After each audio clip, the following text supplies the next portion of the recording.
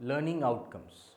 After studying this module, you shall be able to understand the meaning and importance of international business, know the nature and scope of international business, identify the main drivers of globalization that have led to expansion of international business, understand the changes in world economy resulting from globalization.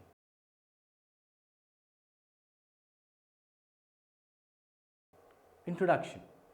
The world economy has undergone a paradigm change.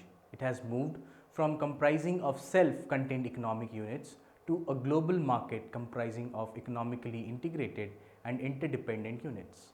The perceived distances between countries are shrinking with advancement in transportation and telecommunication technology and convergence of material culture across nations.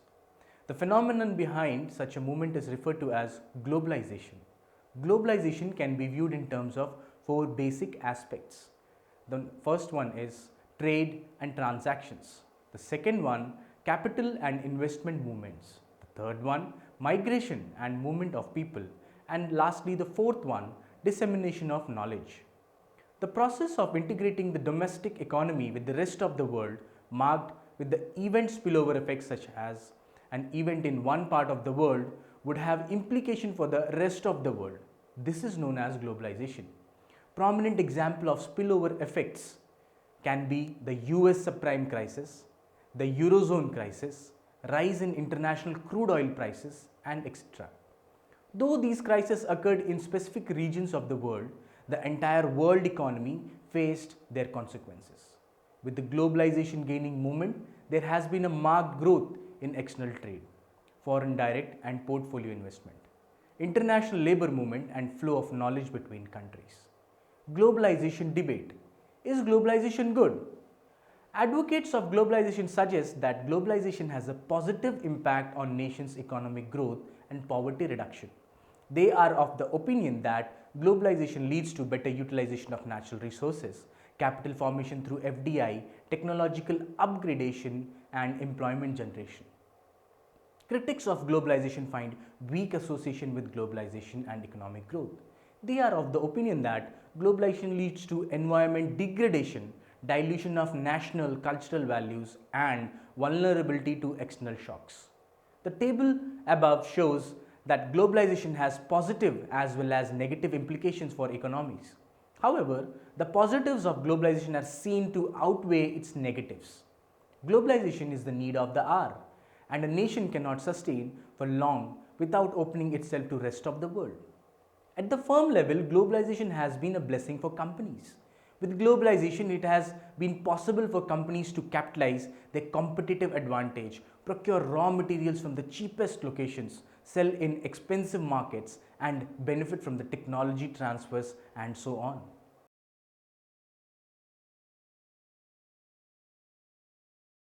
International business.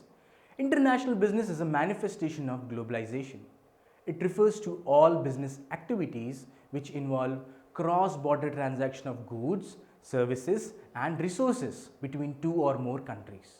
Transaction of economic resources include capital, skill, labor for international production of physical goods and services such as banking, finance, insurance, and etc. Thus, international business includes, in addition to international trade of goods and services, foreign investment. A firm foraying into the global arena needs to critically navigate through the dynamic global environment and strategically determine when, the timing of entry, where, the location selection, and how, the mode of entry, to maneuver into the foreign territory. The broad modes of entry which a firm may choose are trade related, which are export, import, and counter trade. The second one being contractual mode, which are leasing, licensing, franchising, and turnkey projects. The third one being the investment mode, which is the foreign direct investment and the foreign portfolio investment. Coming to the importance of international business. International business is known to play a vital role at both the micro and as well as the macro level for both the parent as well as the host country. No country today, developed or developing, is self-sufficient. Countries benefit by exporting products which they can produce at lower cost and importing products which they are unable to produce at all or produce at a high cost. All countries import products to supplement their domestic production. The importance of international business is evident in the following. The first one being resource inequality. No country, whether developed or developing, produces all goods and services that it requires. Countries import items that are unable to produce domestically. At the same time, they export items which they can produce in excess of their domestic requirements. This helps countries to restore the balance of payments. Such international trade allows countries to specialize in production and export of goods that it can produce most effectively, while importing goods that can be produced most effectively elsewhere. It is for this reason that Iceland, which is not able to produce oranges due to its climate condition and soil quality, can add oranges to its diet. Iceland abounds in fish, which it exports to other countries. This cross-border trade helps in equilibrating the resource inequality inherent in countries. Some countries have bountiful oil and natural gas reserves. Some abound in coal, some are mineral rich, some have ample production of particular spices and so on. At the same time, there are countries that have merged above resources and plenty of some other resources. The international trade mechanism helps countries deficient in one or more product and service to procure it from countries that abound in it. The next one is the foreign direct investment. With the growth of IT, several service enterprises have relocated their value creation activities to different countries in order to benefit from favorable resource conditions such as low cost and highly skilled labor. For example, Procter & Gamble has relocated some of its back official accounting functions to Philippines, as accountants trained in the US accounting rules can be hired at a much lower salary in Philippines. For the same reason, Dell has opened its call centers in India. Also, Microsoft and IBM have their software development and testing facilities located in India. By such location, Microsoft can work on its software 24 hours a day, thereby reducing the time taken to develop new software products. With FDI, firms can take advantage of specific assets or resource endowments tied to a particular foreign location, which firms find productive and profitable to combine with its unique assets, which may be technology, marketing, or managerial know-how, and so on.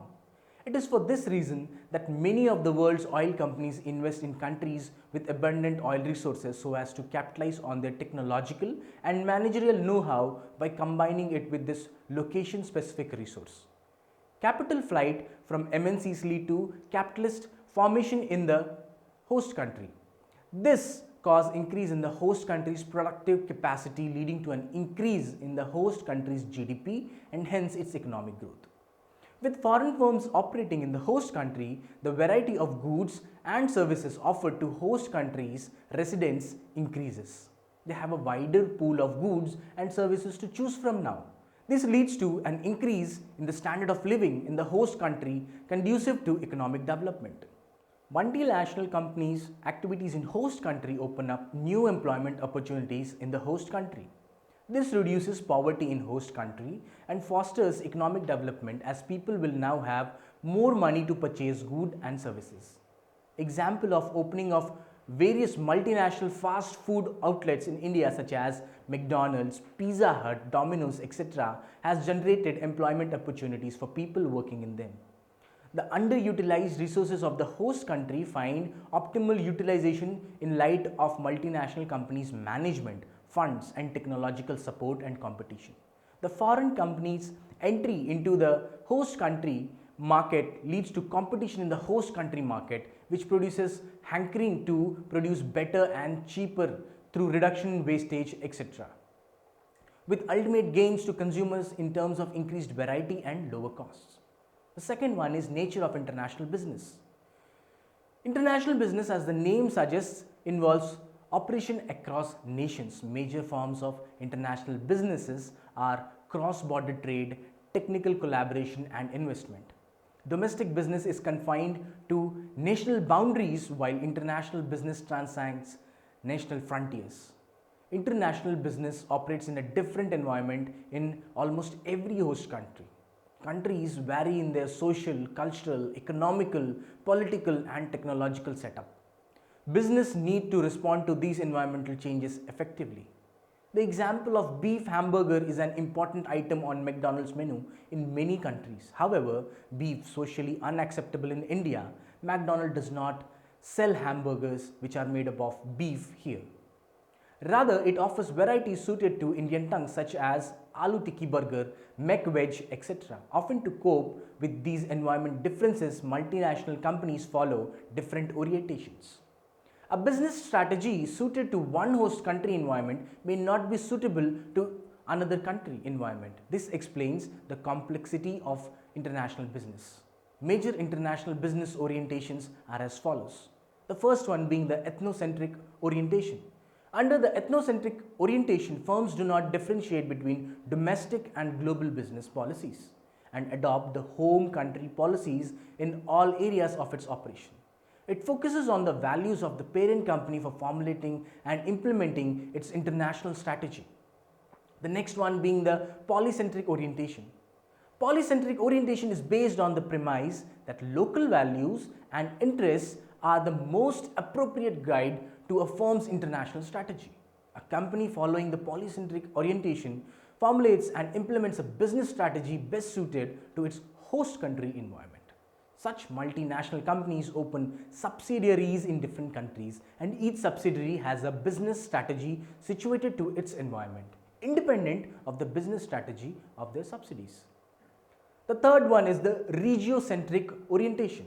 Companies following the regiocentric orientation consider one region, ignoring national boundaries, as one market. Such companies frame their business strategy region-wise. Each region has its own strategy depending on the regional characteristics. Example, a company may have markets in two regions, say Asia, Pacific and Middle East. An MNC with the regiocentric orientation will formulate and implement two strategies appropriately suited to each of its two regions. The fourth and the last one being the geocentric orientation. A company with geocentric orientation sees the whole world as a single market. It formulates and implements a business strategy for the whole of the global market, taking the world as a single region. The choice of a certain international orientation would eventually be guided by factors such as financial pockets of the firm, nature and size of the firm, knowledge and experience in a particular market, type of offering and so on. The third one is the scope of international business. International business operate in the global arena, hence their management function also have a global aspect to them. All major management decisions such as planning for raw materials, finances, production location, markets, organizing the firm's structure, HR and resources for optimal operation, directing through far-sighted visions and effective leadership, coordinating functions across operations spread across countries and controlling have been taken bearing in mind the global markets. Thus, international businesses are global firms operating in global offices, recruiting a global staff, carrying our global operations and productions, catering to the global market in the light of global environment.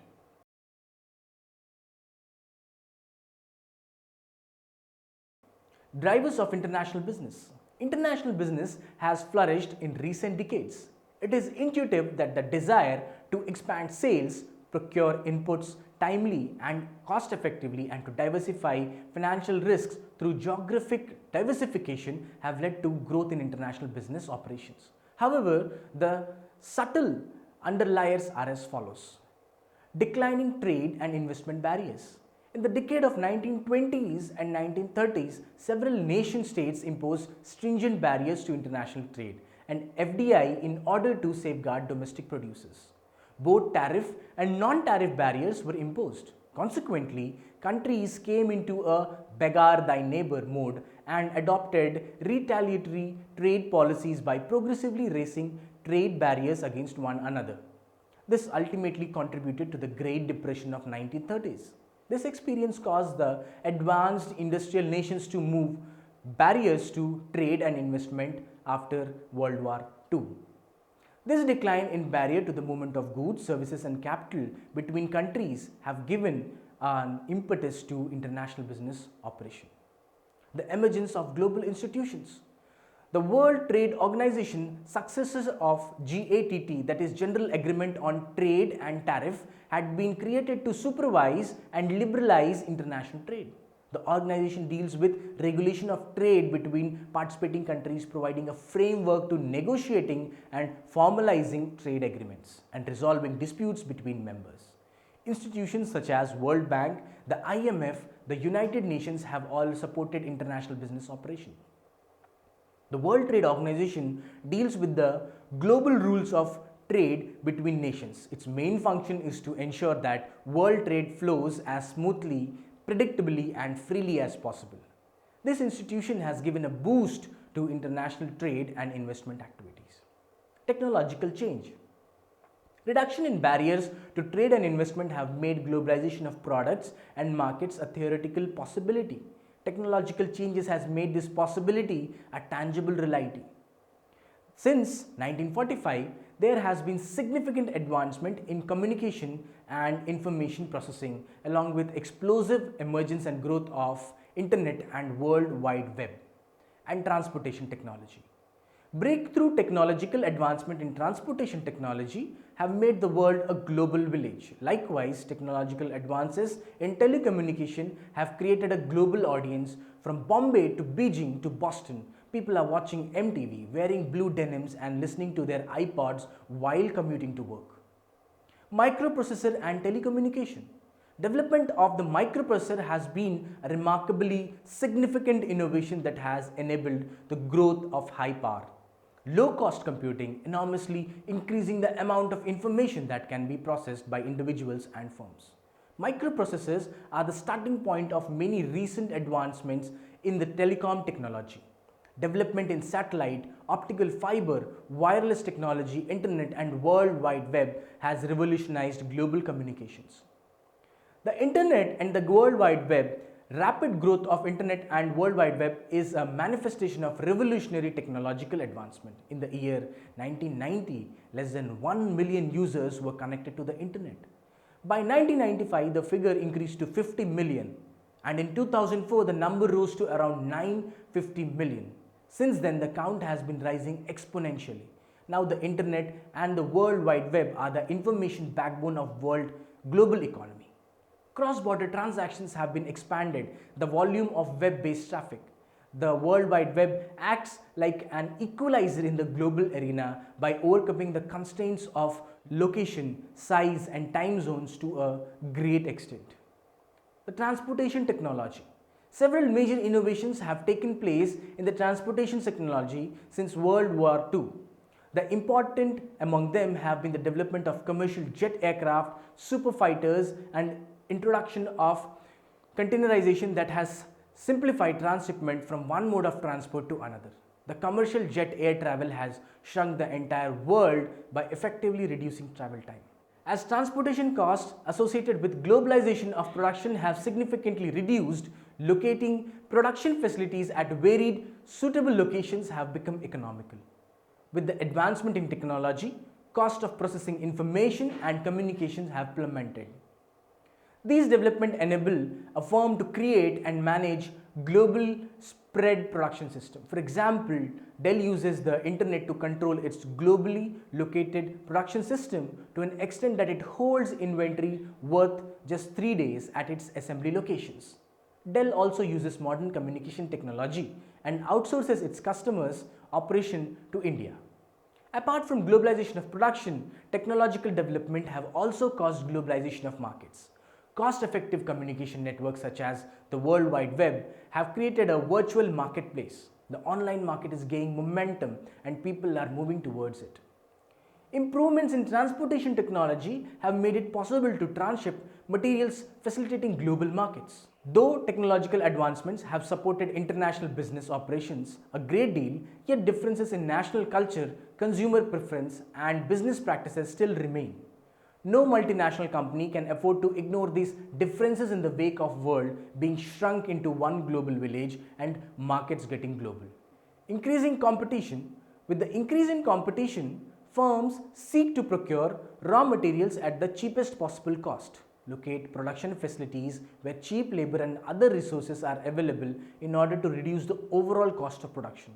Firms are dispersing their production facilities to suitable location to reduce the cost of production and risk so as to sustain in the competitive arena.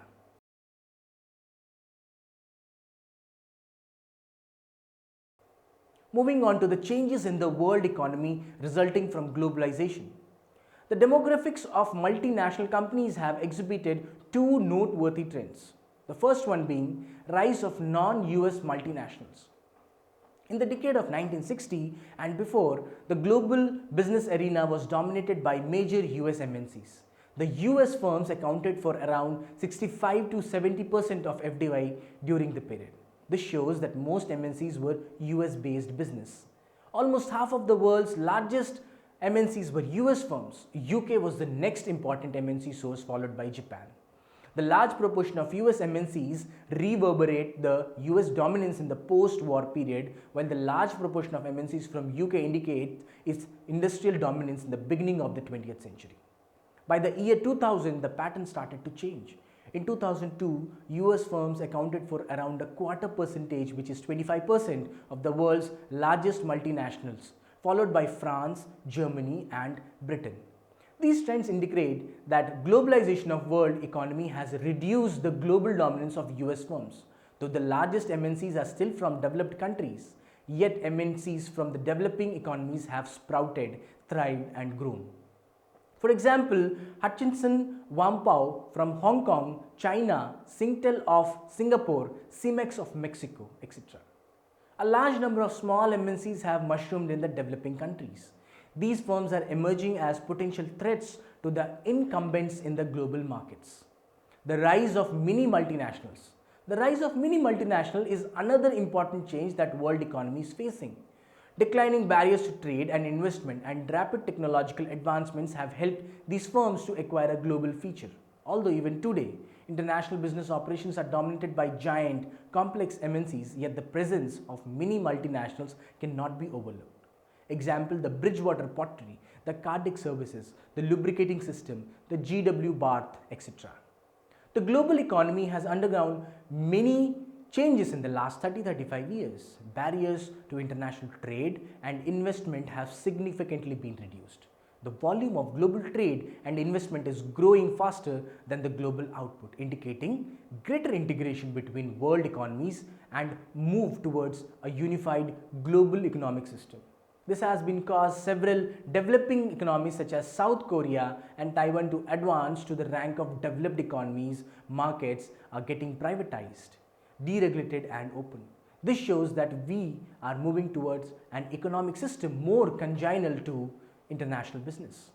The graph shows the FDI inflows and outflows from the world have increased between 1970 to 2013. However, 2012-13 was the year wherein the global economic shocks, particularly the Eurozone crisis and US economy meltdown, caused adverse investment sentiment which reduced FDI flows. The average growth in volume of world merchandise export has been close to 6% for the period between 2005 and 13, and growth in GDP has been close to 4% on an average during the whole period. With the year 2000 as base, the ratio of the world exports of goods and commercial services to GDP has increased from 90 in 1980 to approximately 124 in the year 2010.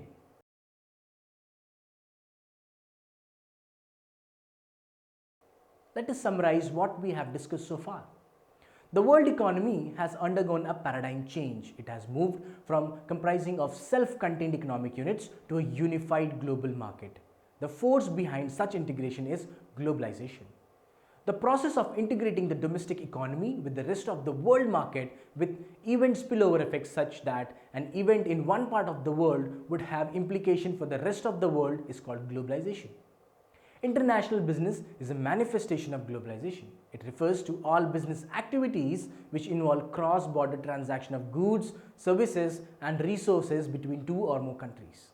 Major international business orientations are polycentric orientation, ethnocentric orientation, geocentric orientation and the regiocentric orientation. The scope of international business is very wide.